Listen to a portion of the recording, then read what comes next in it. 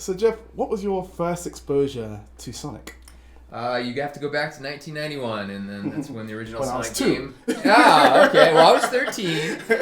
So what I was doing was basically playing every video game I could get my hand on. And when Sonic came along, it was just it was a game changer. It really there just hadn't been a game like that. It was that fast, and then a character like Sonic, that much attitude, it was that fun, and just the energy of Sonic was just really what drew me to him, and just made him such a memorable character. And that's I think why he's still around 30 years later. Speaking of the game, when was the last time you played it? And surely this must have been the best sort of researching for a film ever. Oh, absolutely. That's an excellent point. I'm like, oh darn, I have to play video games for a few hours.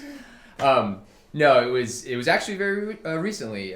Speaking of nostalgia, Sega released a little mini version of the Genesis called the Genesis Classic, and it comes preloaded with like 30 games from their library, and of course Sonic and Sonic 2 are on there.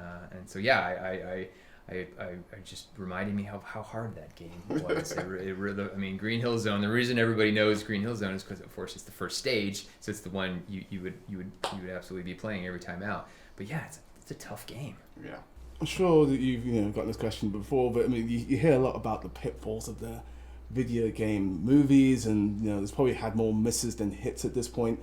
What did you do differently that you think other filmmakers can sort of look at Sonic and say, okay, this is how we can avoid this mistake in future video game movies? I think it just comes down to character. Movies we love, it's always based on characters. That's I think what you walk away with is the experience of the character and rooting for them. And with Sonic, and then of course Robotnik, these are the most memorable characters from the video games. And just to get them right and their performances and bring the spirit of those characters from the game into the film world and just tell a really great story with them. Absolutely. You mentioned Robotnik, Jim Carrey in this movie. It just reminded me of how much I missed him on screen.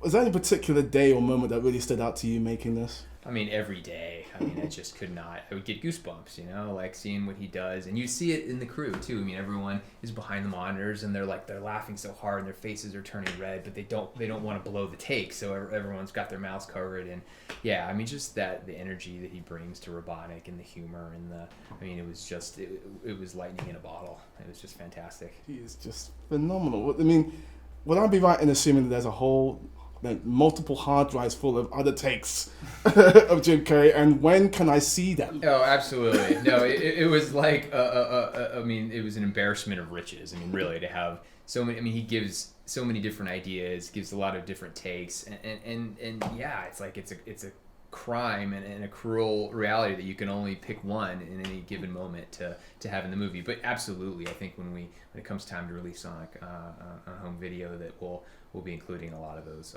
alt takes and gag reels and really fun stuff.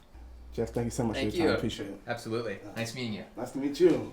I'm off to go and play Sonic. All right. I love it. Good man.